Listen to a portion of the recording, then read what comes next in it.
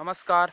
The truth regions या YouTube channel में आपको हार्दिक स्वागत करते हुए मैं हमारे भारतवर्ष में किस तरह से हिंदू साधु संतों के खिलाफ षड्यंत्र मूलक तहत अनेक समय अतीत से लेकर आज तक हिंदू साधु संतों को हत्या किया जा रहा है। भाषा, संस्कृति, सभ्यता और आस्था को मिटाने के लिए भी कोशिश की जा रही है। साथ साथ में अब तो भारतवर्ष के प्रसिद्ध जैन मुनियों के खिलाफ भी यही षड्यंत्र मूलक स्थिति उत्पन्न किया जा रहा है और वो हमें देखने के लिए और सुनने के लिए भी फिलहाल के समय में मिल रहा है। ये आश्चर्यजनक है कि हमारे देश में ऐसा होता है कि जो मानवता के पक्ष में रहते हुए जो समाज सुधारक काम करते हैं उन लोगों को किसी प्रकार की कानूनी सुरक्षा का मुहैया नहीं हो पाता समय में, और उनकी जान का, उनका जो सामाजिक जो कर्म जीवन होता है उसका लेकर बेहद वो लोग चिंतित हो जाते हैं। और यही हमें देखने के लिए मिल रहा है, आपको भी सुनने के लिए मिल रहा है। अनेक राष्ट्रीय अखबार हो चाहे न्यूज़ चैनल हो, इसमें तो मैं बताता हूँ कि इस वर्ष में, जैसे कि जब मार्च अप्रैल में जब भारतवर्ष में जनता कर्फ्यू लागू था, उसके बाद हमारे देश में वैश्विक महामारी कोरोना वायरस जैसे कि अन्य देश में फैल चुका था, प्रभावी रूप ले चुका था।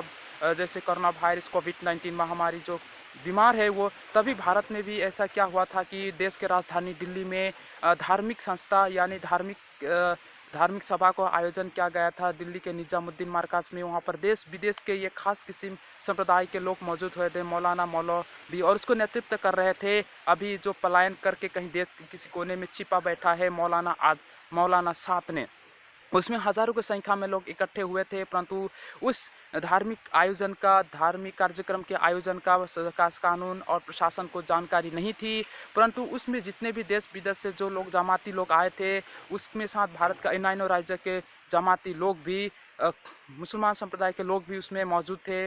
और जो विदेश से आए हुए जो मौलाना मौलवी थे उस निजामुद्दीन मार्कज में, उसमें कोरोना वायरस से संक्रमित थे वो लोग, परंतु वो ख़त्म होने के बाद या तो वहीं पे वो लोग पकड़े गए। आप तो देखे ही होंगे न्यूज़ चैनलों में कितने की संख्या में वो लोग जब कानून को पता चला तो हिरासत में ले लिया गया।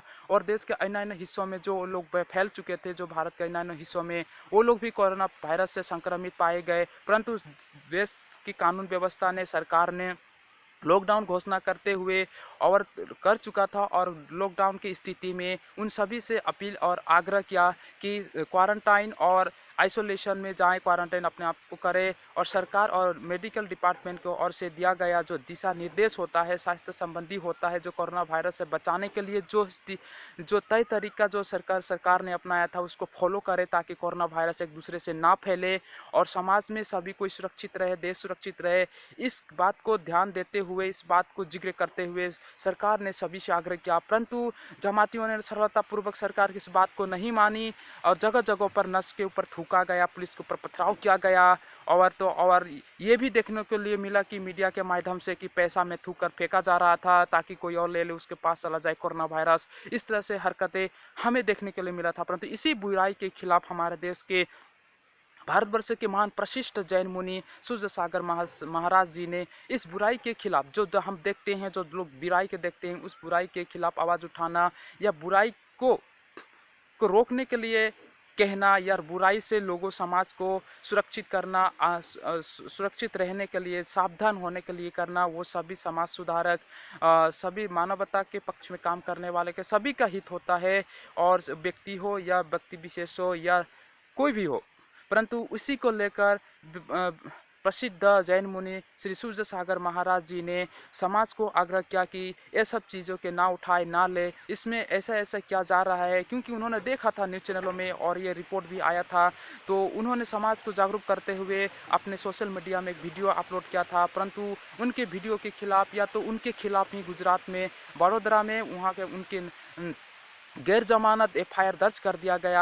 आश्चर्य लगता है, जो भगवान महावीर के सिद्धांतों में जीव और जीने दो, अहिंसा परम धर्म, मानवता ही असल धर्म यानी परम धर्म के इस समाज सुधारक काम में, जो जिस समाज में हिंसा ना हो, किसी के प्रति नफरत की भावना ना हो, शांति और उमंग के साथ किस तरह से मानव जीवन जिया जा सकता है, लग्जरियस लाइफ को त्यागते हुए, मानव मूल्यों को ध्यान में रखते हुए, मानवता के लिए काम करने वाले समाज सुधारक, जो मोह माया से दूर रहकर मानवता के हितों के लिए काम करने वाले जैन मुनि श्री सूर्य सागर महाराज जी के खिलाफ नॉन बेल बेर गैर जमानत मामला दर्ज करके उनको गिरफ्तार कर लिया गया। तो इस तरह से देखिए, हम जो देखते थे कि हिंदू साधु संतों के खिलाफ होता है, अब जैन मुनियों के खिलाफ भी ऐसा होता है। परंतु ये कैसे हो सकता है? क्या उनका अभिव्यक्ति का आज़ादी नहीं था? बुराई के खिलाफ किसी का कहने का क्या अधिकार नहीं होता है? उनको तो गिरफ्तार किया गया, परंतु जो निजामुद्दीन मरकज में जो नेतृत्व कर रहे थे, जो मौलाना साद, उनको तो सरकार अभी तक ने हिरासत में लिया भी नहीं है और गिरफ्तार कर भी नहीं पाया है। उनके पास नोटिस भेजी जा रही है, सवाल का जवाब पूछा जा रहा है, परंतु हिंदू साधु संतों और जैन मुनियों के खिलाफ इस तरह से नाइंसाफी भरी कार्रवाई करते हैं, उसको हम धिक्कार देते हैं और धिक्कार देना चाहिए। उनको इंसाफ मिलना चाहिए, बिना शर्त उनको रिहा भी करना चाहिए, क्योंकि हमारे भारतवर्ष में इस तरह से अच्छा है काम समाज के लिए, न किसी को कुछ ठेस पहुंचाते हुए, न किसी को कुछ बुरा करते हुए, जब अपने ही सिद्धांतों में रहते हुए, कानून के दायरे में रहते हुए, नीति के आधार पूर्वक जिस तरह से समाज सुधारक काम करते हैं, उन लोगों के खिलाफ अगर इस तरह होता है तो समाज में न्याय का जो लोग उम्मीद और भरोसा रखते हैं, वो उम्मीद और भरोसा नहीं रहेगा, टूट जाएगा। क्योंकि दोषियों को सजा नहीं मिलती, निर्दोषों को ही डर होता है कि शायद उसको कोई उसके खिलाफ कुछ झूठा कुछ कह ना दे, झूठा कुछ आरोप में उसको फंसा ना दे। इस तरह से हमारे देश में होता आ रहा है, क्योंकि कानून व्यवस्था जो है वो दोषियों को सही समय में सही सख्त सजा दे नहीं सकता है, और सही सुन्याय भी कभी कभी देने में ज़्यादातर तो विफल हो रही है। और ये हो गया। उसके बाद मैं बताता हूँ कि 16 अप्रैल 2020 में भी आपने देखे होंगे किस तरह से महाराष्ट्र के पालघर में 2 हिंदू साधु संतों को भगवा पोशाक में थे और उनकी सहयोगी चालक नीलेश तेलगड़े जी को भीड़तंत्र द्वारा सीपीआई नेताओं द्वारा रची गई जो षड्यंत्र मूलक भीड़तंत्रों ने लॉकडाउन की स्थिति में कैसे 100 से लेकर 200 भीड़तंत्र हाथ में डांटी डंडे लेकर उपस्थित होकर, और वहां के महाराष्ट्र के सरकार उद्धव ठाकरे की कानून व्यवस्था की उपस्थिति में पुलिस के हाथों से लेकर कैसे वहां पर 2 साधु संतों को निर्मम हत्या कर दिया गया, और उन दोषियों को सख्त कार्रवाई देने के लिए ताबड़तोड़ कार्रवाई भी सरकार महाराष्ट्र का नहीं की। और तो और कई मीडिया चैनलों जब इसके न्याय के लिए साधु संतों समाजों के हित में, मानवता के हित में और हिंदू संस्कृति के हित में जब खड़ा होकर न्याय के लिए सरकार से और जो विपक्ष नेताओं से सवाल पूछे कि क्योंकि जैसे कि घटना हुआ था, एक निर्मम हत्याकांड जो होना असंभव था, वो अचित लगता है। इस समय में नीलेश तिलगड़ी जी और कल्पवृक्ष महाराज गिरी जी को कैसे मारकर हत्या कर दिया गया। तो इस स्थिति में जब और जो विरोधी नेता होते हैं वो लोग ही उस घटना को लेकर जो दुखद जो संवेदना भी जाहिर नहीं करते, जो एक नेता का यह अधिकार और कर्तव्य होता है कि वो इस घटना को कभी भी बढ़ावा देने के लिए कोशिश ना करे। परंतु ऐसी घटना हुई, परंतु उन संवेदन नहीं आई। परंतु जब आतंकवादी देश में मरता है तो क्या करते हैं कि विपक्ष कुछ नेता होते हैं जो गद्दार होते हैं, जो देश विरोधी होते हैं, सिर्फ सत्ता के लालच के लिए जो भी कर सकते हैं, लोगों को जीवन को बलि भी दे सकते हैं। ऐसे जो नेता हैं देश में, ऐसे राजनीति जो पार्टी हैं, उनके खिलाफ जब रिपब्लिक भारत पुरछा है भारत के पत्रकार अर्नब गोस्वामी जी ने जब सोनिया गांधी का ओरिजिनल नाम लेते हुए, उनका जो माता पिता ने जब पहले दिया था सोनिया गांधी जी का नाम लेते हुए एंटोनियो माइनो कहते हुए उनसे सवाल पूछा, क्यों जो संतों के हत्याओं में सन्नाटा और आतंकवादियों की मृत्यु में आंसू, ऐसे क्यों हो सकता है वाला सवाल पूछे। परंतु उनके सवालों का जवाब नहीं मिला। परंतु घर जाते समय, दफ्तर से घर जाते समय देर रात उनको उनकी उम्र अप्रैल महीने में उनके ऊपर हमला करवा देते हैं। पकड़े जाने के बाद जो हमलावरों से पता चलता है कि वो लोग कांग्रेस के कार्यकर्ता थे, परंतु उनके खिलाफ थाने में इसके लेकर उनकी इस मीडिया जब मानवता के पक्ष में, क्योंकि साधु संत तो ऐसे होते हैं कि वो मानवता के कल्याण के लिए, जगत कल्याण के लिए, शांति के लिए, पृथ्वी के कल्याण के लिए और प्रकृति के कल्याण के लिए, शांति से जो शास्त्र संबंधी ज्ञान विचारधारा में रहते हुए राजनीति से परे होकर कैसे वो समाज और मानवता के हितों के लिए काम करते हैं, हिंदू धर्म संस्कृति सभ्यता और आस्था के प्रतीक होते हैं, ऐसे के मार दिया गया। उनके पक्ष में, उनके न्याय के लिए जब अर्नब गोस्वामी जी खड़ा होकर उन्होंने जो, क्योंकि संविधान का चौथा स्तंभ जो उनका अपना स्वाधीनता होता है, जो पत्रकार और पत्रकारिता करने वालों को, तो पत्रकार अर्नब गोस्वामी जी ने सवाल को जब पूछा तो उनके खिलाफ इस तरह से हुआ गया। उनके खिलाफ कई राज्यों से उनके खिलाफ जो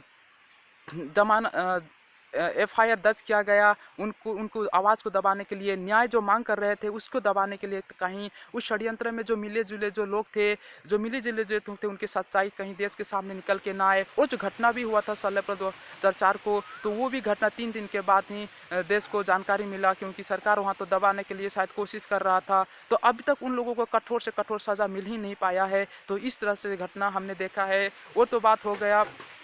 फिर और हम और बता देना चाहता हूँ, इसी तरह से घटना, जब इस घटना को सरकार ने कठोर सज़ा नहीं दिया उन दोषियों को, वहाँ का सरकार ने यह बताया कि 100 से 100 से एक से ज़्यादा लोगों को हिरासत में ले लिया गया है, परंतु हिरासत में लेने से भी नहीं होगा। उन दोषियों, उन आरोपियों को सख्त सज़ा देना चाहिए, ताकि भविष्य में ऐसे भीड़तंत्र द्वारा और षड्यंत्र मूलक किसी साधु संतों और किसी के भी साथ इस तरह से घटना ना हो। परंतु नहीं, सरकार इसमें विफल रही है। और जब न्यूज़ चैनलों ने जब इसके मुद्दा उठाया, तो मुद्दा उठाने वाले और न्यायपूर्वक मांग करने वाले, सच्चाई को बात करने वाले को ही दबाने के लिए, उसको उस रास्ते से भटकाने के लिए, उसके अधिकारों को छीनने के लिए अनेक तरह के षड्यंत्र किया जा रहा है। तो इस तरह के घटना के खिलाफ हम आवाज़ उठाना चाहिए, और कानून का भी ये कर्तव्य है कि वो इस तरह की घटना को रोकने के लिए अपना प्रयास, कानूनी प्रयास करे। परंतु ये ऐसा नहीं दिखने को लिए मिल रही है। और मैं आपको बता दूं कि 25 अप्रैल को ही इसी घटना को देखते हुए, क्योंकि दोषियों को जब सज़ा नहीं मिलेगी कानूनन, उनको कानूनी और प्रशासनिक और आर्थिक जब मदद मिलेगा, तो जो जो हमला करते हैं, इस तरह से समाज में अशांति और मानवता को हत्या करते हैं, उन लोगों का जो हिम्मत होता है वो कई गुना बढ़ जाता है। तो इसी को ध्यान में रखते हुए हमने, आपने भी देखे होंगे न्यूज़ अखबारों में कि पंजाब के होशियारपुर में भी एक हिंदू संत को, पुष्पेंद्र महाराज जी को हाथ पांव बांध कर मान के लहूलुहान कर दिया गया। 50,000 से ज़्यादा रकम लेके वहाँ पर हमलावर फरार हो गए, और उन दोषियों को भी शायद अभी तक कुछ सज़ा मिला होगा या नहीं मिला होगा, पता नहीं। परंतु वो साधु संत बच गए, वो पुष्पेंद्र महाराज जी बच गए। परंतु उन्होंने अपने मुँहों से ये कहा कि पुलिस की उपस्थिति में मेडिकल में एडमिट जब थे तभी कहा। तो इस तरह वहाँ भी हुआ। और हमने ये भी देखा कि 28 अप्रैल उत्तर प्रदेश के बुलंदशहर में भी 2 साधु हिंदू शिव मंदिर के परिसर में ही 2 हिंदू संतों को मारकर हत्या कर दिया गया। जगन्नाथ और सेवादास जी को मारकर हत्या कर दिया गया निर्ममता से। देखिए, ये तो इतना कम समय में उधर 3, उधर 2, इधर 1, इधर 5 साधुओं को मारकर हत्या कर दिया गया। अभी तो ये घटना भी ये सामने आ रही है कि मथुरा के वृंदावन में भी हिंदू संत तमाल कृष्णदास जी को भी किसी ने मारकर उसको लहू निकाल दी। ये भी घटना अभी सामने हमें नया सुनने के लिए मिल रहा है। नई घटना है, क्योंकि हिंदू साधु संतों के खिलाफ जब इस तरह से हरकत होता है, ये घटना के पीछे, इस षड्यंत्र के पीछे बड़ी राजनीतिक पार्टी का हाथ होता है। क्योंकि इसमें तो ऐसी घटना को तो अंजाम पहले से ही कांग्रेस देते आ रही है, और इसमें हिंदू धर्म संस्कृति विरोधी विचारधारा मानसिकता वाले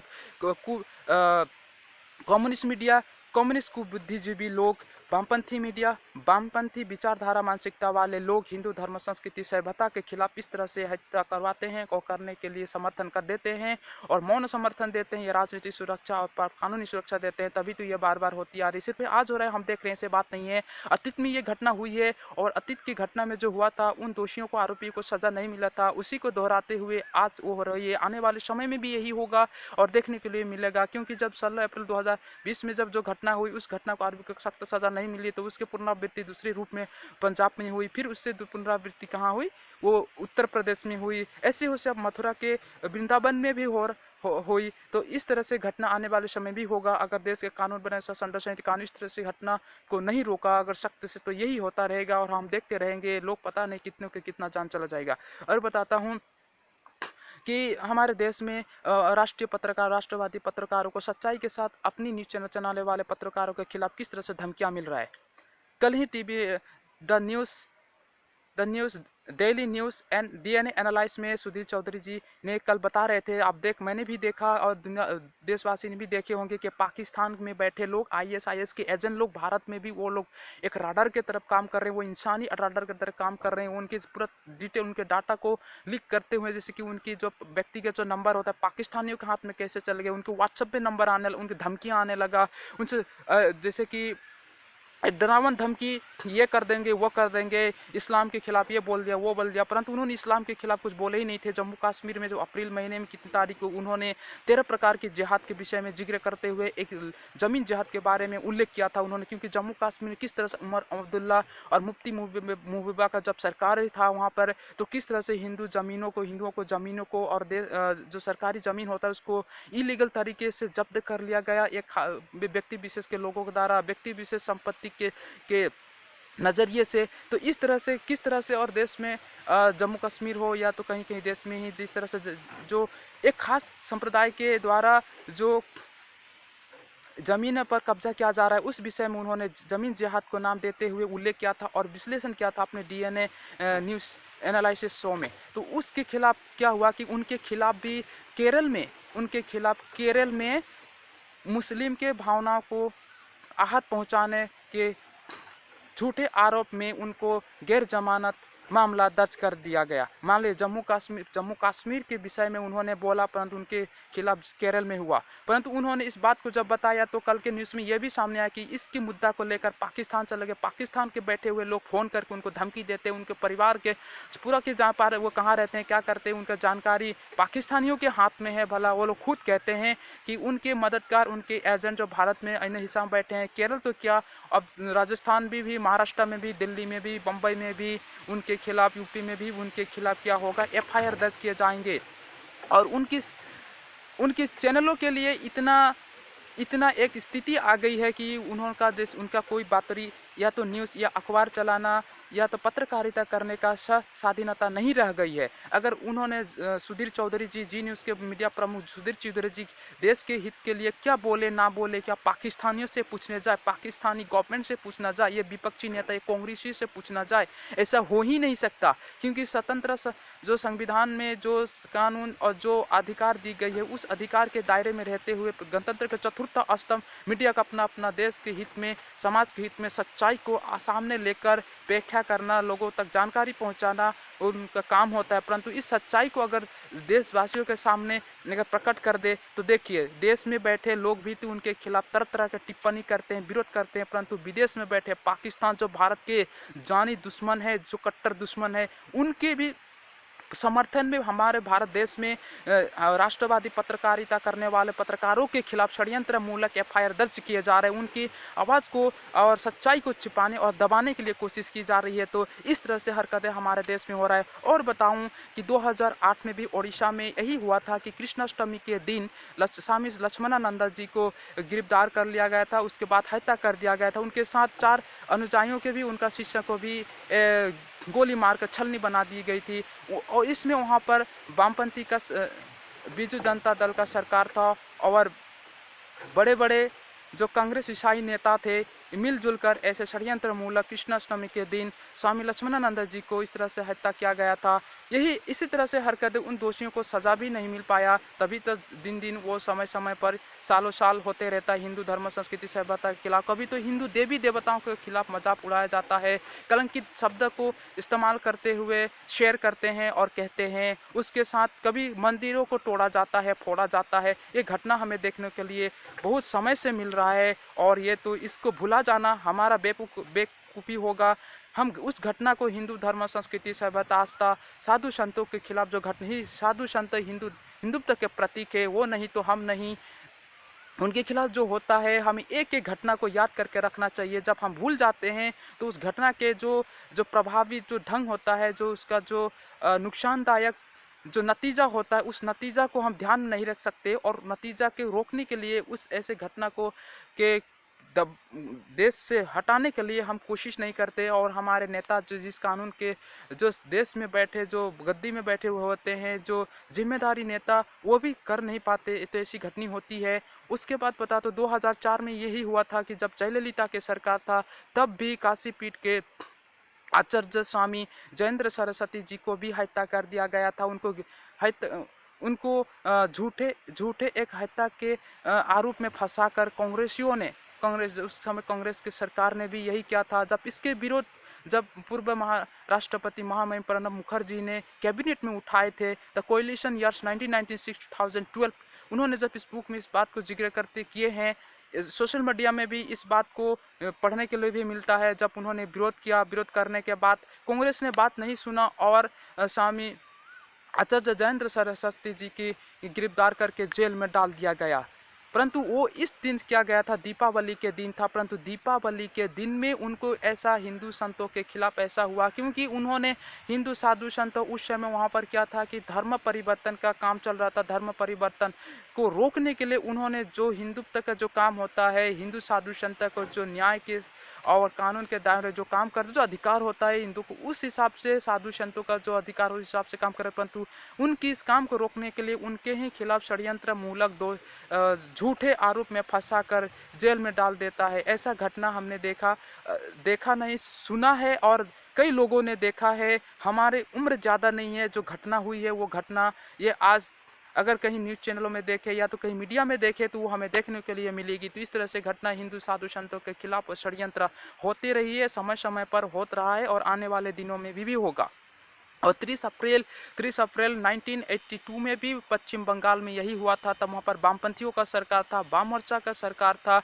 वहाँ भी आनंद मार्ग आनंद मार्ग मुख्यालय स्थित जब जा रहे थे साधु संतों के 11 संतों को मारकर, ऐसे ही भीड़ तंत्र जैसे कि पालघर में जिस तरह की घटना हुआ वैसे ही भीड़ तंत्र ने 3 अलग अलग जगहों में वहां पर पश्चिम बंगाल में 1982 में भी ऐसे ही हिंदू संतों को मारकर मार के खत्म कर दिया था। किसी को जिंदा जला दिया गया था और उनको भी, उन दोषियों को भी, आरोपियों को भी सजा नहीं मिला, क्योंकि उसमें हिंदू विरोधी, भावना विरोधी, हिंदू संत विरोधी, संस्कार विरोधी ही सरकार था। तो ऐसी घटना हमारे भारतवर्ष में होता है, क्योंकि सिर्फ तो टारगेट हिंदू संतों साधु को ही किया जाता है, जैन मुनियों को ही किया जाता है।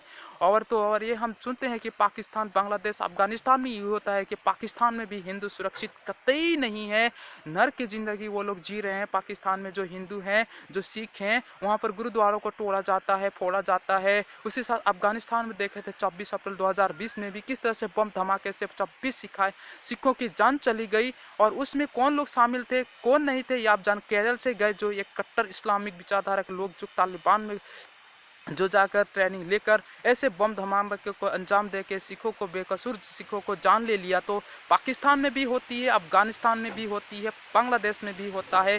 इन तीनों इस्लामिक कंट्री देश में भारत और हिंदुओं का, हिंदुत्व का कोई आज़ादी नहीं है। मौलिक अधिकारों को भी हनन और हत्या किया जाता है, मानवताधिकारों को भी छीना और हनन किया जाता है। तो इस भारत में भी उस गति को हम देख रहे हैं, भारत में भी इसी तरह की घटना हो रही है, क्योंकि पाकिस्तान के इशारों में, पाकिस्तान के एजेंट के हिसाब से भारत विरोधी राजनीतिक जो पार्टी हमारे भारतवर्ष में है वो लोग काम करते हैं, देश विरोधी नारा लगाते हैं, देश विरोधी काम करने वाले अप्रिय ताकतों के साथ और पक्ष में खड़े होकर उन लोग कानूनी और आर्थिक और प्रशासनिक मदद दिलवाते हैं और दिलाते हैं। तभी भारतवर्ष में राष्ट्र विरोधी नारा सुनने को लिए मिलता है। भारत के साथ ऐसा होता है, भारत में होता है। और ये गति सिलसिला ये आज से नहीं चलती आ रही है। तो आपने देखें, मैंने जो बताया आपने सुना होगा, ये मैं तथ्य के साथ बोल रहा हूँ, ये मैं बने बनाए बात नहीं बोल रहा हूँ। तो जागरूक होना पड़ेगा, समय समय पर हिंदू साधु संतों के खिलाफ इस तरह से हरकतें किया जाता है। हिंदू सभ्यता और संस्कृति को बदनाम और लज्जित और कलंकित करने के लिए हमारे विरोधी लोग इस तरह से काम करते हैं, उन लोगों को सजा नहीं मिल पाती। और मैं बता दूं कि इस समय में इस भी जो गूगल में पढ़ने के लिए मिल रहा है कि बिहार के पटना में कैसे कि सुन्नी गुप्ता को मारकर गोली ने, मोहम्मद चांद ने गोली मारकर फरार हो गया और उनके पिताजी वहां अपना घर मकान बेचने के स्थिति में आ गए। ऐसे ही बिहार के गोपालगंज में भी कैसे ये मामला आ रहा है कि मस्जिदों में हिंदू बच्चे को बलि दिया गया। तो इस तरह से उन दोषियों को सजा नहीं मिल रही है और दोषियों को सजा नहीं मिल रही है और पीड़ित को जब मामला दर्ज करने जाते हैं तो उनके खिलाफ किसी प्रकार को, दोषियों के खिलाफ कार्रवाई का आश्वासन सख्त नहीं मिलती, परंतु न्याय का भी उम्मीद भी नहीं रहता है। तो इस तरह से घटना हुआ। और मैं आपको बता देता हूँ कि गायत्री परिवार सभी को, आपको हिंदू धर्म, संस्कृति, सभ्यता, आस्था से जो लोग जुड़े हैं वो भारत के जो नागरिक हैं वो उनको पता होगा, देश विदेशों में ही, सिर्फ भारत में ही नहीं। गायत्री परिवार के जो प्रमुख, जो हरिद्वार में रहने वाले जो डॉक्टर प्रणब पांडे जी, जो गायत्री परिवार के प्रमुख हैं, जो विश्व भर में और भारत में मानवता, शांति, उमंग और जो एक शांति, जैसे कि एक मानव जीवन कैसे गुजारा किया जाए शांति समंग से, गायत्री परिवार के बारे में आप तो मुझसे ज़्यादा आप जानते होंगे। उनके खिलाफ जो छत्तीसगढ़ में रहने वाली लड़की दिल्ली में जान के उनके खिलाफ 10 साल के मामला को लेकर आके उनके खिलाफ बलात्कारी का मामला दर्ज किया, परंतु ये भी षड्यंत्र के मूलक हो रहा है, क्योंकि उनके इसके बारे में गूगल में इतना खबर चलाया जा रहा है कि आप देखेंगे उनके नाम डॉक्टर प्रणब पांडे जी के बारे में तो सारा की सारा जो प्रेस मीडिया है, प्रिंट मीडिया, उसके बारे में इसकी जानकारी दी गई है। परंतु ऐसे ही जो जो जो मौजूदा समय में जो ज़्यादा दिन हुई नहीं है, जिन बलात्कारी सामने आते हैं उनको तो सज़ा, उनका जानकारी उनकी छिपाया जाता है, उनको सज़ा नहीं मिलती, सार्वजनिक नहीं किया जाता है। परंतु हिंदू संतों को हिंदू धर्म संस्कृति सभ्यता और हिंदुत्व के काम करने वाले शास्त्र संबंधी शांति सुमंग से काम करने वाले हिंदुत्व के खिलाफ ही षड्यंत्र मूलक देश में तीव्रता से काम चल रही है, क्योंकि उनके खिलाफ 10 साल के बाद उनके खिलाफ मामला दर्ज किया गया है बलात्कार का। तो मान लीजिए वो भी दिल्ली में हुई है, तो आश्रित लगता है ये षड्यंत्र तो नहीं, इस षड्यंत्र का ही एक हिस्सा है। अलग अलग रूप है, अलग अलग जगह है, अलग अलग दिन और समय है, और इसके मायने अलग अलग तरीके से निकाल के और षड्यंत्र की जाती है, क्योंकि हिंदू सभ्यता और हिंदू साधु संतों पंडितों को खिलाफ ही इस तरह से हरकंडे किया जाता है, और हिंदुत्व को न्याय नहीं मिल पाती। देश की दंड संहिता कानून में ही छेद है, क्योंकि और जो न्यायपालिका है, जो देश के मानव अधिकार जो आयोग है, जो ह्यूमन राइट का जो ऑर्गेनाइजेशन है, वो अच्छे तरह से काम नहीं कर पाते, समय में चुप रहते हैं, समय में आकर अचानक से बोल देते हैं। और जो न्यायपालिका है वो सही सख्त समय में दोषियों को, आरोपी को सज़ा नहीं दे पाता, और हिंदुओं को कभी से कभी आज तक हिंदुओं को पक्ष में अच्छी न्याय नहीं मिला होगा हिंदू साधु संतों को, हत्यारों को सजा देकर। तो हमारे भारतवर्ष में इस तरह हो रहा है, तो ध्यान में रखना चाहिए, जागरूक होना चाहिए, लोगों को जागरूक करना चाहिए कि किस तरह से हिंदू साधु संतों के और संस्कारों के खिलाफ हत्या हो रही है, और हिंदुत्व को, आत्माओं को हत्या किया जा रहा है, और षड्यंत्र रची जा रही है। इसके लिए जागरूक होना चाहिए। और कुछ हिंदू, कुछ गद्दार ऐसे भी हैं जो हिंदू धर्म संस्कृति विचार विरोधी मानसिकता वाले के लोगों में उनके साथ उठते बैठते और उनके पक्षपात करते हैं, उनके पक्ष में रहते हैं, और उल्टा सीधा हिंदुओं के खिलाफ, हिंदू भावना के खिलाफ ही ठेस पहुंचाने के काम करते हैं। तो इन गद्दारों को ये कहना धिक्कार है कि वो तो एक नालायक भी है, क्योंकि वो नाम से हिंदू हो सकते हैं, ना काम से वो लोग कलंकित है, क्योंकि वो हिंदू होकर भी हिंदुत्व के न्याय के लिए मांग भी नहीं करते और किसी प्रकार की काम भी नहीं करते। भारतवर्ष में इस तरह से घटना को धिक्कार देना चाहिए, और सरकार से, कानून से, प्रशासन से यही मांग करते हैं। पालघर की घटना हो, या तो पंजाब में जो होशियारपुर में हुई हिंदू संतों के साथ घटना हो, या तो अर्नब गोस्वामी जी के साथ हुई घटना हो, या तो जी न्यूज़ के पत्रकार सुधीर चौधरी जी के साथ जो घटना चल रही है, या तो बिहार में जो घटना हुई है, या तो उत्तर प्रदेश में जो हुई है, उन सभी दोषियों को क्या होना चाहिए, सख्त सख्त कानून तथा कठोर सजा होना चाहिए, ताकि इस तरह की घटना फिर से भविष्य में ना हो और हमें देखने के लिए ना मिले। शांति, प्रगति, देश की भाईचारा, विश्वास और आस्था में किसी प्रकार की चोट ना पहुंचे, ये सरकार की उम्मीद और जिम्मेदार है। इतने कहते ही मैं आपको धन्यवाद देता हूँ कि आपने मेरी बात को अगर शुरू से लास्ट तक, अंतिम तक सुने हैं अगर, तो आपको बहुत बहुत धन्यवाद। जय हिंद, वंदे मातरम।